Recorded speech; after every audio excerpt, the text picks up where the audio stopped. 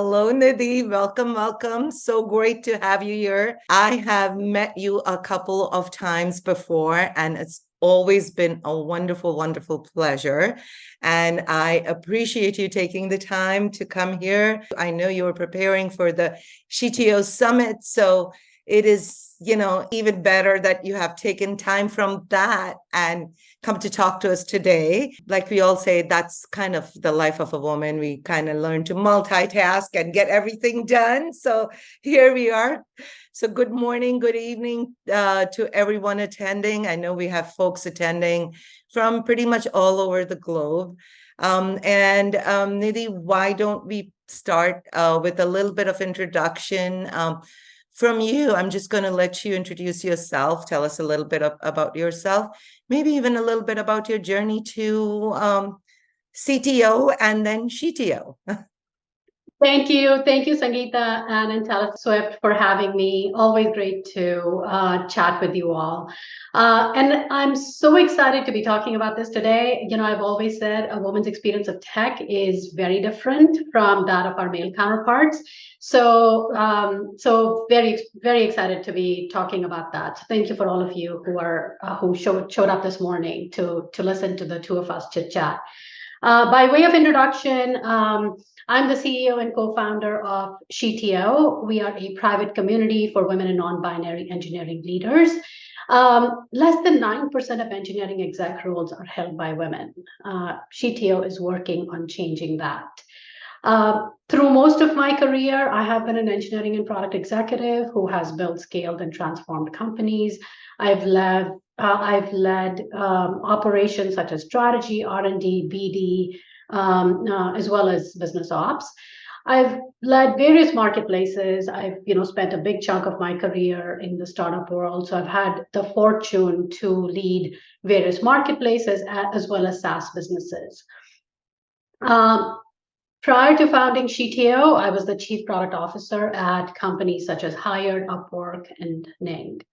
Sangeeta, to your question on about my journey to get to CTO, I think we're going to talk a little bit about that, and I'm going to talk a lot about it at the summit. But essentially, much like most of us, I started my career as an engineer, and I grew up through the ranks. But I think the one big difference in my journey was that I kind of didn't stay in my lane, and I kind of veered away from my lane in terms of developing skills or expertise in areas which were outside of engineering. And I think it's those skills that allowed me to build my sphere of influence and expand my sphere of influence, which I think ultimately enabled me to get into the roles of VP, SVPs, and CTO. And I think all of the skills that I learned through my journey are what have helped me build a successful organization like SheTO today. Great.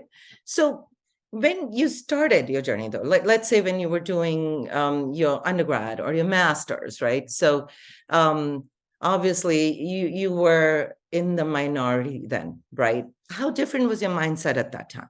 Was it different? And how different was it? How were you coping with the fact that, you were one in a minority? How were you making yourself heard? Were you making yourself heard?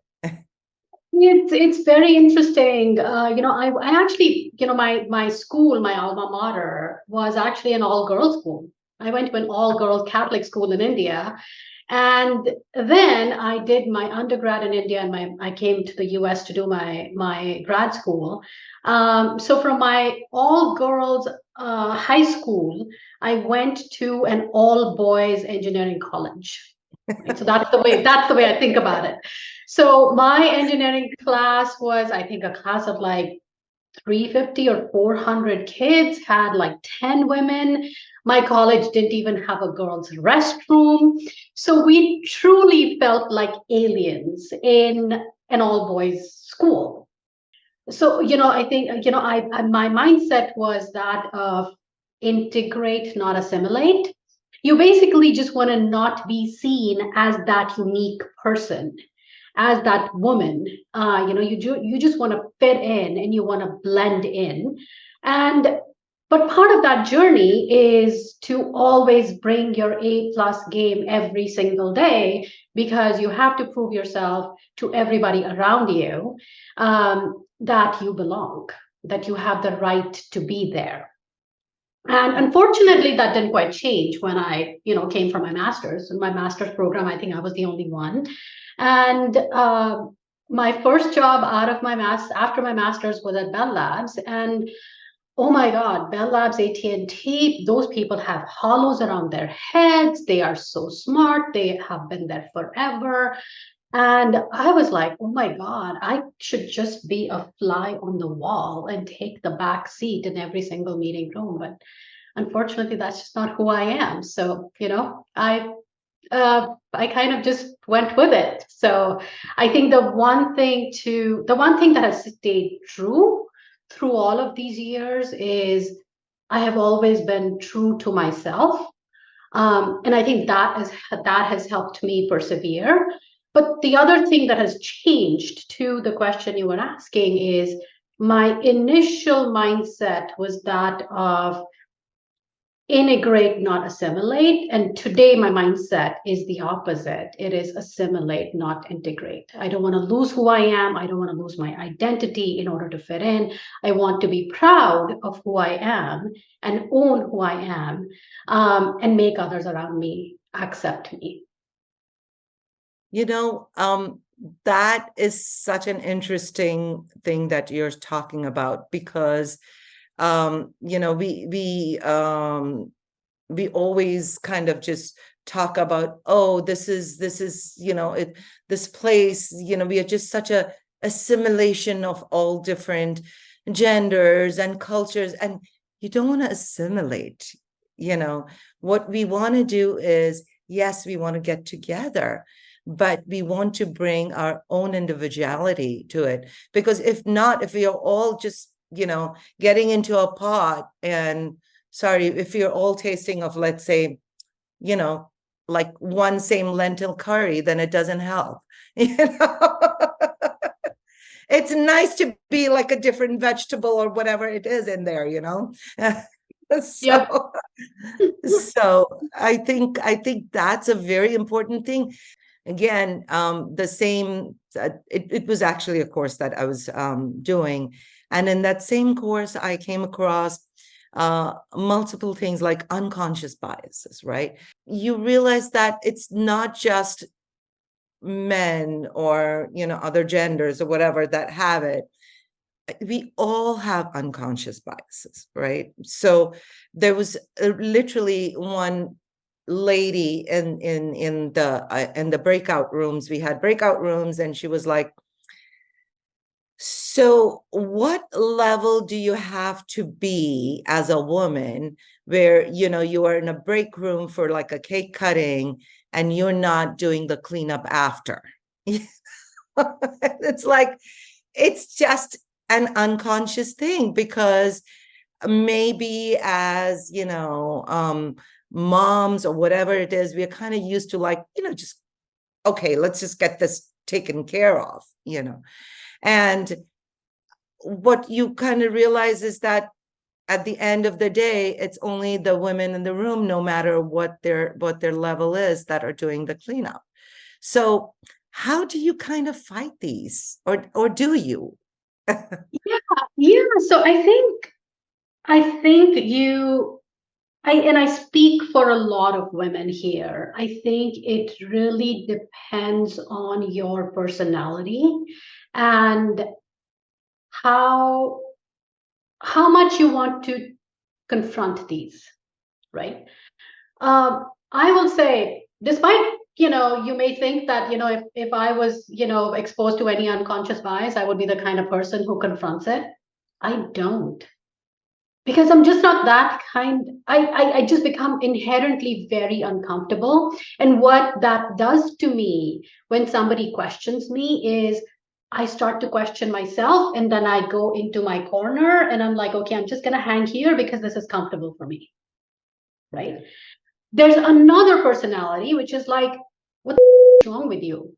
No, I'm not going to do this cleanup because that's not my job, or I have other things to do. Right. So, and this is a huge spectrum. This is like two ends of the spectrum.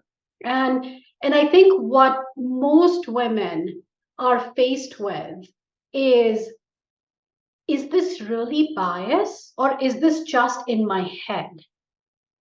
Right? And if I bring this up, am I making a mountain out of a molehill?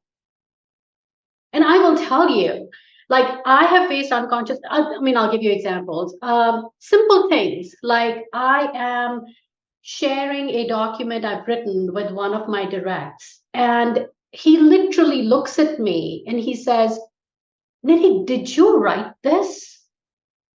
Or, I'm doing, like somebody's reviewing my code early on in my career, and I'm getting way more feedback for little things than my male counterparts. That's a very, very pervasive thing across the entire industry. Or my all-time favorite is, I'd be talking to an engineer mid-sentence, and they would look at me. I'm talking to an engineer and they're talking about something technical, and all of a sudden they pause mid-sentence and they look at me and they're like, Nidhi, you're technical, aren't you? And I'm telling you, in all of those instances, if I could go back, I'd be like, what the heck is wrong with you, my friend? But unfortunately, I didn't have the gumption to do that. And I think one of the reasons why I'm so passionate about the work I'm doing at GTO is because I feel like those were all lost opportunities, and I now need to kind of make up for them in some way and give voice to the women that I didn't give voice to, or raise these issues, so that things just become better and people just become more aware of their biases. Yeah. And I think sometimes, like you said, it's just that people aren't aware. Like even we as women aren't aware that we are doing it to ourselves, right? It's not that people don't want to help. It's just that it doesn't strike people. And sometimes I feel like what you're doing is not necessarily finding fault with others. You're just making everyone aware. Just understand this is happening and it really shouldn't be happening. Yes, and I think that's a great point. So, several years ago, I wrote this blog post and I basically reached out to, I think I was hired at that time. I reached out to my women's ERG and I asked women like, hey, I'm going to write this blog post so about unconscious bias. And you want to all give me examples so I can basically anonymize it and, share it. And I wrote this blog post, and I will tell you how many of my engineers, they reached out to me and they're like, oh, I read this blog post and I did just that in a meeting, right? Either I mansplained somebody or I didn't look at the woman in the room. I just looked at the men in the room. Like, it was just like, and they were all like, Nidhi, thank you for writing this. Thank you for making me aware of this because I didn't realize that I did this. Right. So I think and like you said, we have our own biases as well. It's not like we don't. We see a bad driver and we're very ready to attribute that to their gender or their race. Right. So we all carry our own burden, but becoming more aware of this burden is how we change society at large. No, that's very true. So now I know that we also spoke about one more thing, which is, again, maybe a female characteristic, right? That few things, like when we apply for jobs, we are looking at a job posting and we are looking at what they're looking for. And it's like, well, if I'm not a 98% match, I'm not going to apply for this job. Or we start working and we are like, yeah, I don't really care about what my title is, as long as I'm doing great work. And as you start working for a while, you realize all of these things were important to be dealt with when you started, Because Mhm. if you didn't do it when you start, if you didn't negotiate your pay when you started, if you didn't negotiate your title when you started, you're already, on a back foot, because the next year and the year after and the year after, when you're being promoted or whatever, you're starting at a much lower level, right? Mhm. And not just that, when there are newer people coming in with other titles, they automatically kind of look at you and they judge you based on that, right? So I know you and I shared a story on that, and I would love for you to share it again with everyone. Yeah, I mean, I am super passionate about this one. So, for the ladies out there who say that they don't care about titles and they don't care about negotiating, think again. I got news for you. And for the men out there who think that, oh, titles shouldn't matter, your work should just show for itself. I'm just being real here. Yeah, tell it Uh, like it is. yeah, because that may be the case for you, men, but that is not the case for us women. More often than not, women have to leave their present companies in order to find a promotion, in order to get a promotion. They get promoted out from within a company. And guess what? When we go out to interview, we are calibrated and benchmarked based on the comp, based on the title that we had at our previous company. And I have so many personal stories to share. One of them I'll share is my own personal life. I was always called as somebody who cares about titles. And so much so in like social gatherings, like this would come up, like, somebody seeking advice, and, somebody would be like, oh, I don't care about titles, but I know Nidhi does. And that's the one area where I totally owned it. And I'm like, yes, I do care about titles. You should care. And if you're not, and you think that you're being above the fray, or, whatever, feeling that you get in terms of not wanting titles, please think again. Because if you want to get better compensation, get better titles, get a greater responsibility, then you need to care about titles. And if you don't care about any of those things, then my friend, what are you working for? Right? Like, there are plenty of other things to do in this world. Go do them. Why are you busting your in a crazy busy job if you don't care about any of those three things? So if you do care, then please negotiate for yourself. Please don't wait for somebody to tap on your shoulder and say, Nidhi, you're doing great work, let me promote you. Because guess what? That has never happened to me. And it is not going to happen to you.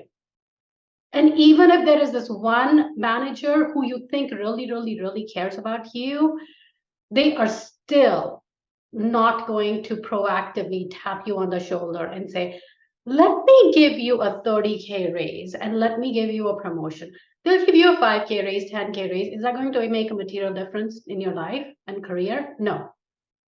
So don't let somebody else control your destiny. You yourself are in control of your destiny. So ask and seek for a better title, please. So just jumping off of that, right? I think, and I tell me what you think, Nidhi. I think the newer generations, the millennials that we love to find fault with, or the Gen X that is also coming into the workforce now. So uh, they kind of are they seem like a different breed, because they come in and it doesn't matter what gender. In 3 months, 4 months, 5 months, they walk up to their bosses and say, I'm coming up to 6 months. Should I be expecting a promotion or a raise? And, in the beginning, when my son first said that to me, I kind of laughed in his face. And then I said, why not? Why not? So, and what was heartening was that it wasn't, well, I have boys, but he was talking even about his colleagues. And it didn't matter what gender they were actually going ahead and doing that. So maybe there's hope. Maybe there's hope. Yeah, and I'm so glad that you bring this up because I will tell you honestly, I was in this organization and one of these millennial women, she would come up to me every 6 months, every 3 months. Nidhi, what do I need to do to get a promotion? When am I going getting my next raise? And like most folks who don't belong to that generation, I was like, oh my God, so entitled. Do they not know how much more they need to work, how hard they need to work to get there? It doesn't happen. And then when the other half of my brain was like, more power to her. I hope that she doesn't lose this because this is what it takes. And all she's doing is just having a conversation.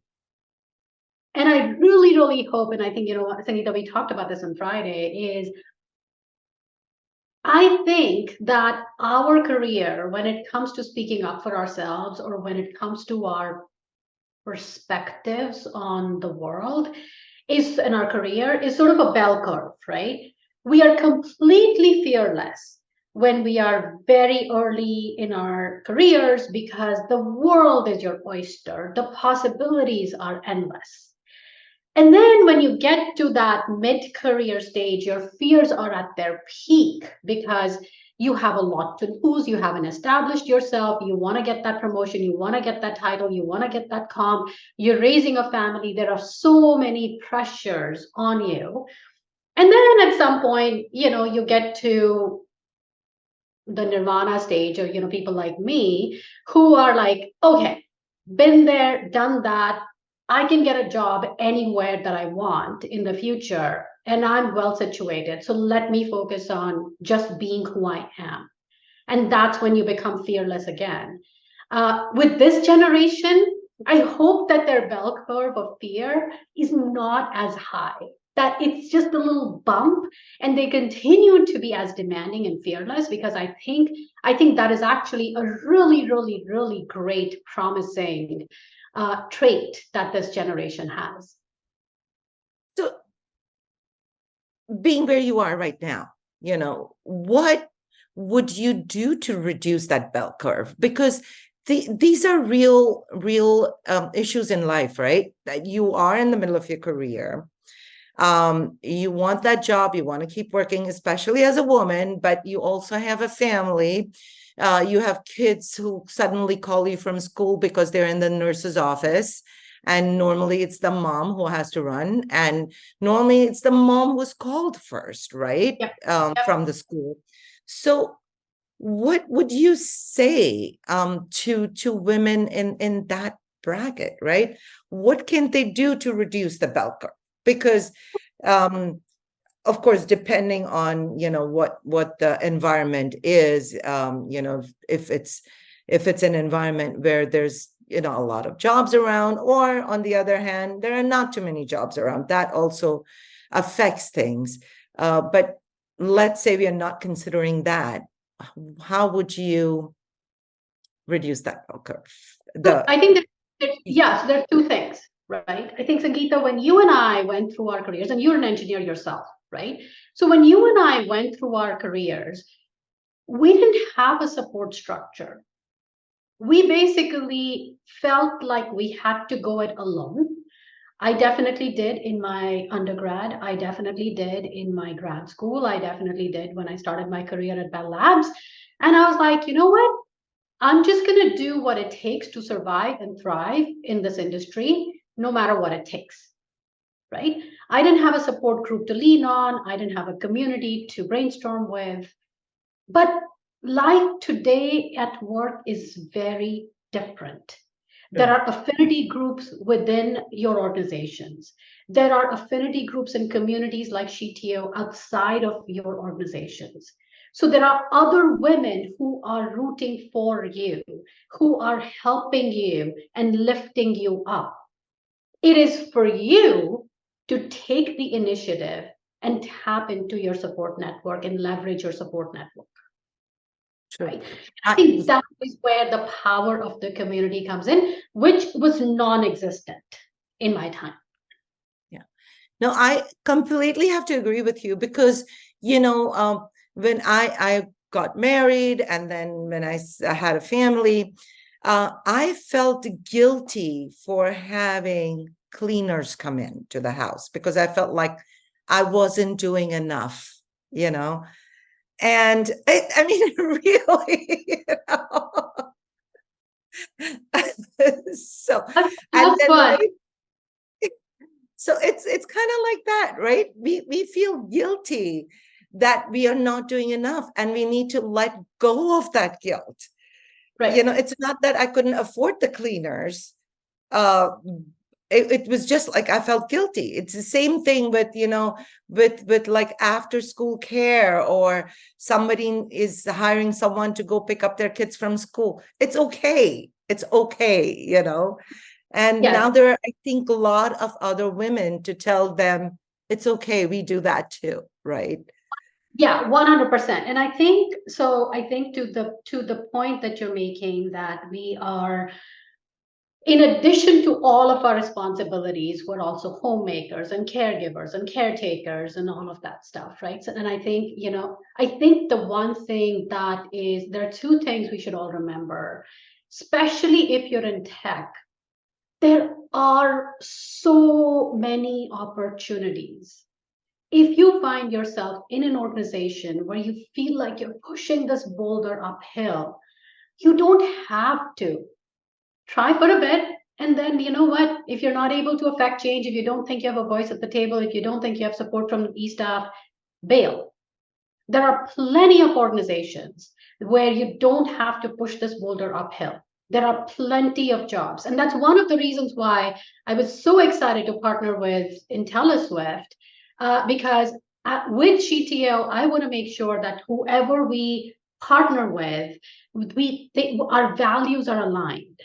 Right. And I think in the conversations with yourself and Suraj, I truly felt that our values were aligned in terms of truly building a diverse workplace. And, go find organizations like Intelliswift or other organizations that truly walk the walk and talk the talk, and talk the talk and walk the walk. Right. So, like, there's so much happening in the industry and there's so much demand for your talent. You don't have to stay where you're at. You're where you're at. That's true. Very true. So I know we are like coming up to 9:35. So if anyone has questions, please send them out on the chat, and Kristen and Vidya will get them to us. And in the meanwhile, I did want to talk to you about one more thing. So I know you have a daughter. You had mentioned you have a daughter, and then on LinkedIn, we saw that she's a second degree black belt. So that's pretty darn amazing. So, so yeah, I mean, that's really great. So tell us a little bit about that post. Tell us how you feel. Tell us how it kind of resonates with people. And just tell us a little bit about even your challenges that you have had in your career, because one of the things over here is that everyone looks at where we are right now and don't realize that as we went through our families and stuff like that, we had challenges too, and then we weren't always successful at surmounting them. We failed at a few, but every single time we learn from it.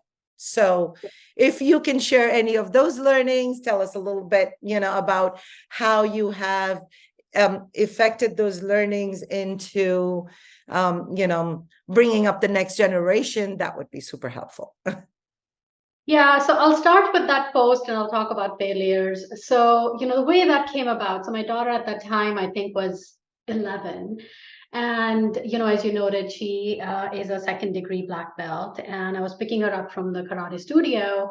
And she walked out and she was kind of very, very dejected. And I was like, baby, what happened? Like, you're always super enthused when you walk out of the studio. And she's like, Mom, I walked out of, like today we had new kids. She's the only girl in her, who's a second degree black belt in her studio. And she said, Mama, today there were like, all these new kids who had come, and there were a few girls. And I wanted to give them a great demo of my skills, because that's what they do to sort of familiarize kids with where they can get to. And she was just having a bad day, and her kicks were not perfect, or what have you. And she was very disappointed. And the reason why she was disappointed is because she felt that she needed to set a great example in order to inspire them to aspire for the second degree black belt. And I just got tears in my eyes. She was 11 at that time. And I'm thinking, I mentioned, at the beginning of this conversation about us needing to bring our A+ game every single day. And we feel that even now I feel that even now in my career, but it starts when we are 10. That is insane, right? Wow. And then I sort of, we talked about unconscious bias, and I like, how many times does it happen when you're seeing a woman driver and some driver who did not make the right move, and you basically think to yourself, women drivers. Some woman, checks in a bug, and you basically are like, female coders, right? We are so quick to attribute our, somebody's mistakes to their gender or their identity. And that's the burden we all carry on our shoulders. And at some point, this friend of mine, she says that we all have our bucket of microaggressions. And each one of these microaggressions go drip, drip, drip into this bucket. And at some point, that bucket overflows, and we kick it, and we have a moment, and we're like, we're done.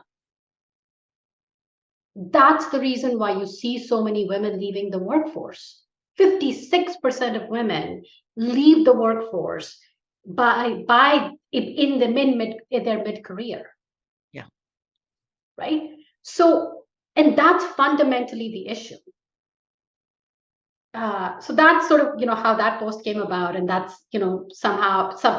fundamentally why, I want to work on GTO, because I think when your bucket gets full, you can't talk to anybody else, but you can talk to your community, who can basically help support you and help you deal with, the stuff that you have to deal with on a daily basis.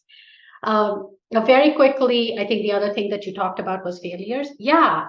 I think a lot of times we look at, and I used to be in the same shoes when I used to look at a speaker, and I'd be like, oh my God, but they don't know what I'm going through. I have issues with my, I have to be a caretaker, or, I have kids at home, and I have to be the caregiver for them, or my kid has this chronic illness, or, I have an H-1 visa, so I'm kind of stuck in this situation, and I'm stuck at this company. Guess what? Check, check, check, check, and then some. We've all gone through it. We're all going through it. You are not alone. I've been laid off before. I've been fired before. I have left my job 3 times to be a caregiver for my family members. I left my job after I left my job after I had my daughter, and I couldn't find a job again. This happens to the best of us. It's not reflective of how good of a worker or bad of a worker you are. It's just life. And we've all experienced life. If you think that I have this perfect life, I've led this perfect life without any challenges, you're so utterly mistaken. I have to say something to that. My older son, who's working in New York, he was telling me the other day, oh, Mom, I was talking to my colleagues actually at work, and he was telling them, about, the fireside chats and the DEI. And so I guess they were asking, about what I do. And then he was like, they were so shocked that you took time off for, raising us, because I took 12 years off, and you are back at your job and you're doing so well. And I just kind of felt bad. I mean, I felt good, but I really felt more bad because, yes, that is a reality, right? When you take time off, and it's men or women, right? It's a reality. When you take time off and come back in, you kind of have to be fortunate to get back into the groove, right? You are going to experience a certain loss of, time in your career, but that is definitely a point to consider. So a lot of times, when people ask me, do you think what you did was right? And I said, it was right for me. It may not be right for everybody else. I never regret. In fact, I'm really, really happy that I was in a situation where I could take that time off. And I'm really happy to be now working and, being able to do what I love to do when I don't have to worry about caring for the kids, right? So, in fact, someone was asking me, well, how long do you intend to do this? When do you think you were going to retire? And I said, I just got back. I'm having fun. I don't want to stop doing this anytime soon. So that is definitely something that, I think is worrisome, especially to women, because that's when they decide to take time off. But I think things are changing now that you can step back in. There are many things that you can do while you are not working to keep current, So, but yeah, so I am going to be addressing a couple of these questions that we have. Amit's asking, what has been the most difficult decision in your tenure as a CEO, and how did you maneuver through that? That's actually a great question, Amit. I think the biggest challenge has been this feeling of loneliness. So I'm a solo founder, and as a solo founder and a CEO, you really don't have anybody to brainstorm with, right? And more often than not, you're kind of like having this conversation in your head, and and you're like, is this the right thing? Is this not the right thing? I want to do this. Should I do this? But it's basically all in here. And I think, and I think having been used to being in corporate environments where you're surrounded by a team and you're surrounded by people who you can talk to, that, like, I was really missing that. And you want that healthy tension. You want somebody questioning your decisions. You want that, back and forth. And one of the things that I did, and I really strongly believe in this, is one of the things that I did was I created a sounding board for myself. So there's, there's lots of members within the community who are amazing and super engaged, but three of them, I felt like, we had the right bandwidth. We got along great tactically as well as strategically. And I'm like, hey, would you be on my sounding board? And can we please meet every other week? Because I need that structure to be able to, for you to be able to call my bullshit, for you to be able to tell me and push back on my ideas. Like, I just need that support structure. And I cannot tell you how amazing that has been in terms of making the right decision making for the organization. And this is not a feel good, yay, Nidhi, let's do this. No, There's plenty of that, right? I mean, I have lots of cheerleaders. This is more about, are you sure? Have you thought about this? Have you thought about that? And I mean, I will tell you, I so strongly believe in this that one of the workshops we're doing at the CTO Summit is about creating your own personal boardroom, because every single person, regardless of the stage of their journey, they need to have their personal boardroom for themselves, because that is the single most important thing you can do for your career. That's great. I love that. So, okay, this is going to be one of my most important takeaways from today's call. Every single time when I'm speaking to people, it's like I feel like, oh God, I'm old enough. I know everything. But no, every single time I learn something. I love it. Okay. There is another question. Please share how you prioritize self-care, self-love with crazy schedules. No, I would be lying if I said I do. But please don't follow my example. You really should prioritize self-care, self-love. I will say the advice that I have gotten, I will share that with you. Find the one activity that you really like to do, whether it's cooking or baking or hiking, or in my case, it's pottery.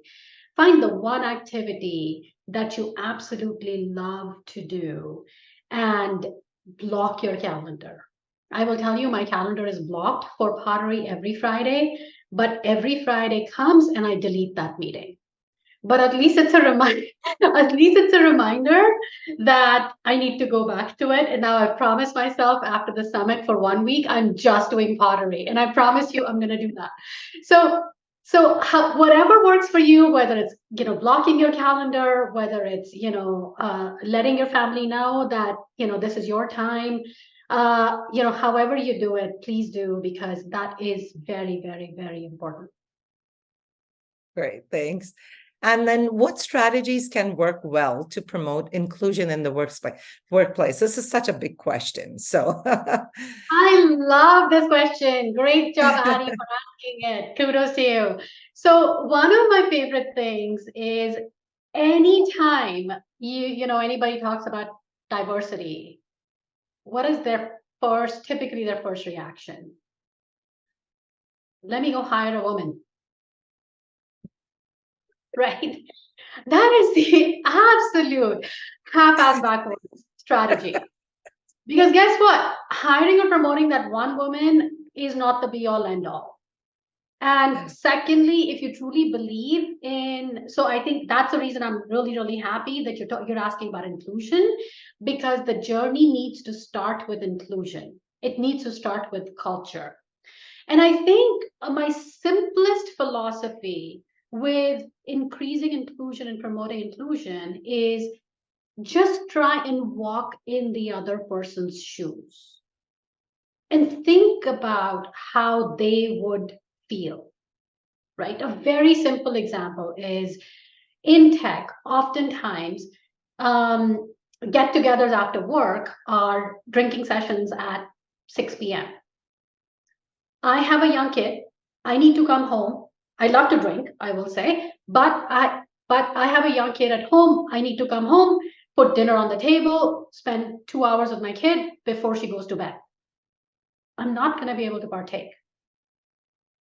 So give people the option, and especially look out for underrepresented minorities. Don't just go by majority, because majority is basically men, right? So another, like simple things like that. I'll give you another example. When I was at Hired, I was talking to my team about the interview question that they used to ask. And the coding interview, the software design interview, was coding a game of Battleship. I come from India. I'd never played the game of Battleship. So I asked my engineers, I'm like, how is this game played? So they walked me through how the game is played. And then I looked at them and I'm like, okay, so we give 60 minutes for this exercise. For somebody who's from a country where they haven't played the game of Battleship, you've taken 10 minutes to explain the game to me. So you've automatically disadvantaged me by giving me 50 minutes to code this game. And they were like, oh my God, you're right. So just walk in the other person's shoes. And I'm not asking you to lower your bar. Please, no, that is not the point. Just so the way we accommodated for that, the engineers are very fervent that, this is the benchmark that we've used across the entire organization. And I was like, okay, why don't we, if somebody's not familiar with the game of Battleship, let's give them 60 minutes from after we stop talking. Or let's give them options on which games they can code. So it's just about making reasonable accommodations. It's not about lowering the bar. Hey, I completely 100% agree with you. Hassan has asked, one of the fundamental issues I see in tech and the role of women is self-limitation, and many buy into the mythology of limitation. How have you reached beyond? And there's a lot of self-doubt also. I see, amongst women, again, like I said, just in the fact that we will not even apply to a job unless we are like 98% matching with everything that they have asked for, right? So what's your opinion? I think it goes back to that feeling the need to bring your A+ game, right? And because you need to bring your A+ game every day, over time, you develop a fear of rejection. So the reason why women apply, for a job only if they meet 98% or 100% of the criterion, unlike our male counterparts who, if they fulfill 60% of the requirements, they apply for a job. That's because we have a fear of rejection, because we are so used to bringing our A+ game every single day, right? So yes, it's something that we learn. It's a behavior we learn over time, and we have our own limiting beliefs that hold us back. So I think it starts with the organization creating a more inclusive and failure welcoming environment. But at the same time, 100% it's on us as well, to not go into our little corners and become fearful of failures. Right? It starts with community. It starts with conversations like this. It starts by normalizing behaviors, and it starts by normalizing failures, right? We need to talk more about that. And I think when we see this perfect image, this perfect curated image on social media, we think that everybody's path is up and to the right. That's not the case, right? That's never the case, really. So we talk a lot about this both within the community. I mean, I would say, if you're feeling like you are limiting yourself, if you have self-doubt, please create that personal boardroom for yourself. Please find a community where you feel like you belong and lean on that community, because they will help you. Yeah, I want to just add one thing over here. So I know in my personal life, I have a bunch of girlfriends, right? And I can't tell you what a support system that is, because if I didn't have that, I would have probably divorced my husband a few times by now. So, and I think it's probably, I mean, what you were saying is true in professional life too, right? If we had that same kind of support system, I feel that we can maneuver through a lot more of these things, oh, I have a one-on-one with my boss tomorrow, but I'm not sure I should be asking him this question. Is this, am I reading too much into this, into what happened to me with the meeting? Or, should I be?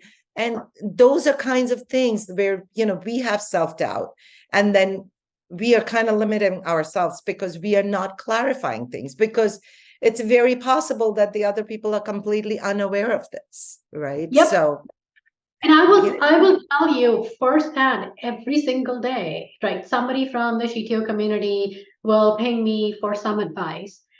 I'm actually not giving them advice. I'm actually just telling them what they already know. But just hearing from me and hearing from another person, they feel that now they have the confidence to go ask for something or say something. And more often than not, they will get back to me and they'll be like, Nidhi, thank you for reaffirming that. Thank you for telling me that I should do that. It's just those reminders because you know it in your head as to what you need to do for the most part.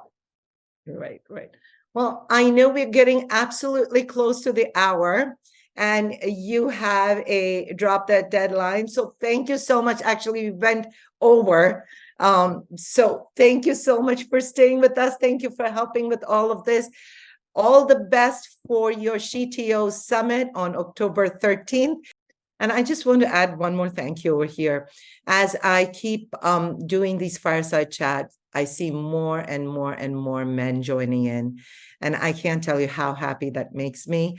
So thank you, everyone, for taking the time and attending these chats, and wish you all a wonderful week ahead. Thank you, Nidhi.